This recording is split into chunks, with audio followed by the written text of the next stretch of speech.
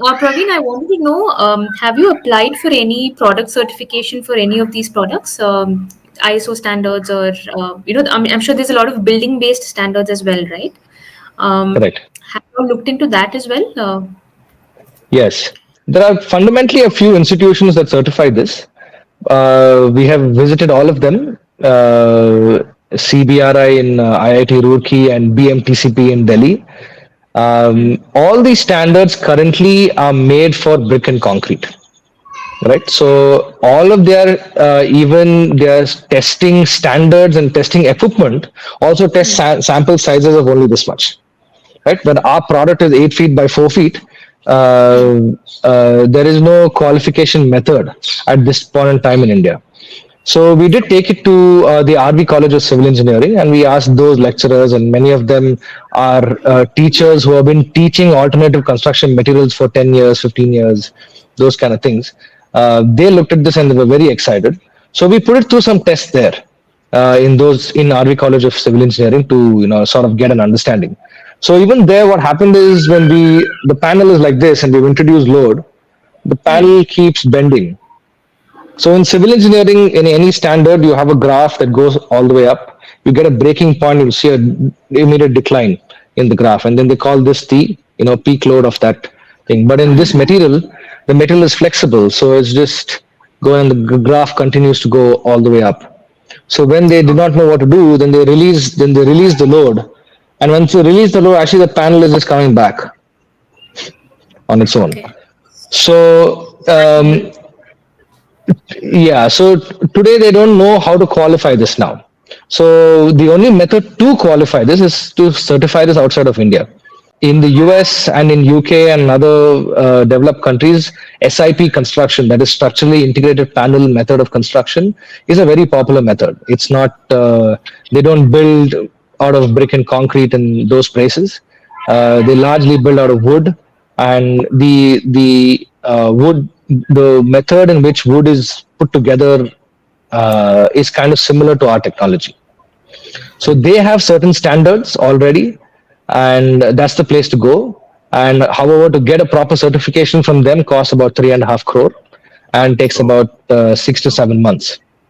But the certification is worth it because once you receive that certification, you can build all across the US without any structural certificate. But in India, even if you get a certification, I can't go to anybody and show it, and nobody will accept it. Right? So Prestige has its own standard, Total Environment has its own standard, Shobha has its own standard, and everybody wants to do their own bit.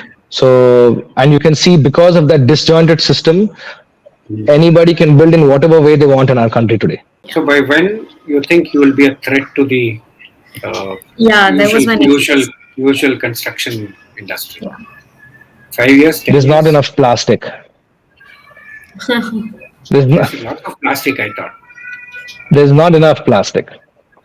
If we accumulate all the plastic that we have in our country, especially the single-use MLP plastic, and we convert it into the sheet, we will be able to make 3,000 homes in a year.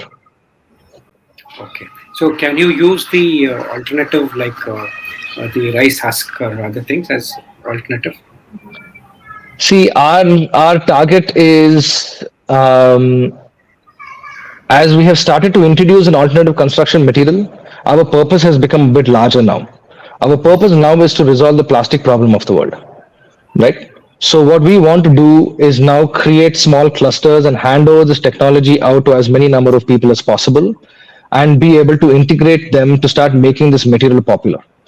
And we are now engineering from food storage units like cold storage units to premium living spaces to low income group housing to highly sophisticated toilets to smart sidewalks to a whole bunch of materials, a whole bunch of products like this that give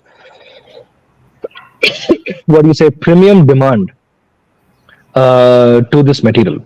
And when there is that kind of consumption at that side, then you can drive the entire ecosystem of collection to actually bring this material to us because now there's value. Okay. So we want Yeah. to, yeah, Yeah. we want to create clusters that Okay. basically resolve this issue. I think that's a really interesting strategy that you have a technology which you don't keep for yourself. You kind of give it out, and so that it Yeah. spreads much Democratize it. wider. Yeah, If we democratizing. convert 10% of the world's single-use and MLP plastic and Hmm. sell it at 35 rupees a kilogram as a sheet, Hmm. if you do 10% of the globe's plastic, we will be a 12,000 crore company. Wow. So there is no point in attempting to try and boil the ocean here. There is Hmm. no possibility for a single institution to do this. Yeah. The world has been grappling to find a solution. Here there is one. So this is now just a responsibility that we have.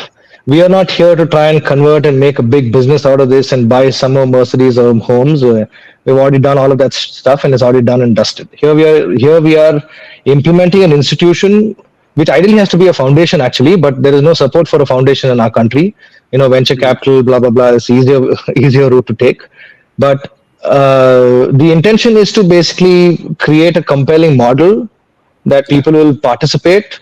It's financially remunerating, and with that comes really superb end products that we look forward to introduce not just in India. And if it's a successful model here, we look forward to take it all across the globe Yeah. and replicate it like a. Hopefully, we keep using the example like McDonald's. We Hmm. work out a in conduct it in a small place, fine tune Yeah. it, make it super tight. Every system, process, uniforms, everything is in place. You know that this place, Yeah. if you implement this plastic will not go into the ocean anymore. When Okay. you've Got it. done it in a Next. small Yeah. location, then you can replicate Yeah. it.